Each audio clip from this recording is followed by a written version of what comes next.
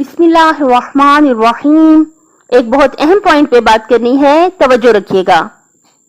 यानी मोहब्बत की ताकत, पावर ऑफ लव, इस बारे में बात करनी है। देखिए कि जब भी हम किसी से अच्छा सलूक रखेंगे, बहुत प्यारा सलूक रखेंगे, और इससे क्या होगा कि अगले इंसान के दिल में जो है हमारी मोहब्बत पैदा हो जाएगी।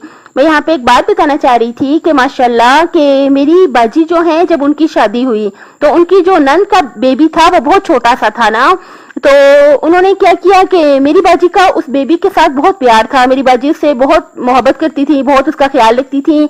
तो उसकी भी माशाल्लाह जब वो बच्चे अब बड़े हो गए, फिर नंद को अल्लाह पाक ने और बच्चे दिए। मेरी बाजी का उनके साथ इतना अच्छा, इतना प्यारा सलूक था कि उन बच्चों की अम्मी भी कहती थी कि जाओ, यही आपकी अम्मी है, आप इन्हीं के पास रहो। तो वजह क्या थी कि जब वो मेरी बाजी के पास आते थे छोटे बच्चे उनके, तो मेरी बाजी जो है खाना खा रही होती थी तो अपना खाना उठा के उन बच्चों को दे देती थी कि आप खा लें, मैं और पका लूंगी। और इस मोहब्बत का इतना असर हुआ कि एक दिन जब मेरी बाजी की तबीयत खराब हो गई तो उनकी नंद का बेटा है, उसने खाना नहीं खाया। वो कहता है मुझे खाना ही खाया नहीं जा रहा, पहले मेरी जो मामी है इनकी तबीयत ठीक हो जाए, फिर इसके बाद मैं खाना खाऊंगा। यानी उसको इतनी फिक्र थी अपनी मामी की, किस वजह से कि जब वो बीमार हुई है तो बच्चा खाना ही नहीं खा रहा था। कहते नहीं, पहले ये ठीक हो जाएं, पहले मैं इनको डॉक्टर के ले जाऊं, इनका इलाज कराएं, पहले ये ठीक हो जाएं तो फिर मैं खाना खाऊंगा।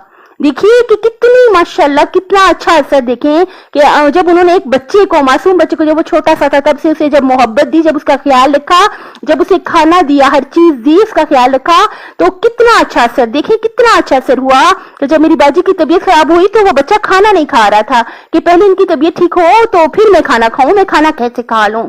देखिए इंशाल्लाह आप अपने घरों में बहुत अच्छा सलूक रखें, बहुत अच्छा सलूक रखें। आपके घर के जितने अफराद हैं, अगर आपकी नंदे हैं, नंदों के मामले में खास तौर पे, अपनी सास के मामले में खास तौर पे अपने अल्लाह से डरते रहें, अल्लाह से डरते रहें। अल्लाह की मखलूक समझकर ही उन पर रहम करें, अल्लाह की मखलूक उनको समझें। और हमेशा याद रखें, हमेशा याद रखें कि मैं हर वक्त ये पढ़ती हूँ कि देखिए कि जब आपकी नंद आपके घर आए तो आप ये सोचें कि अगर मैं अपने भाई के घर जाऊं तो मुझे कैसा सलूक चाहिए। आपको पता है नंद क्या कहती है? मेरे भाई की कमाई। और आप उन्हें कहें कि सो बिस्मिल्लाह, आप ही के भाई की कमाई है, आप ही के अल्लाह का रिज्क है कि जो कुछ भी आपसे मुमकिन हो, जिस तरह भी आप खुश कर सकें, आप दूसरे इंसानों को खुश करें। और अपनी नंद और सास के मामले में खास तौर पे अल्लाह ताला से डरते रहें, उनका आप दिल खुश करें। उनका सलूक अच्छा है या बुरा वास्ता है, हमें उनसे गर्ज नहीं होनी चाहिए।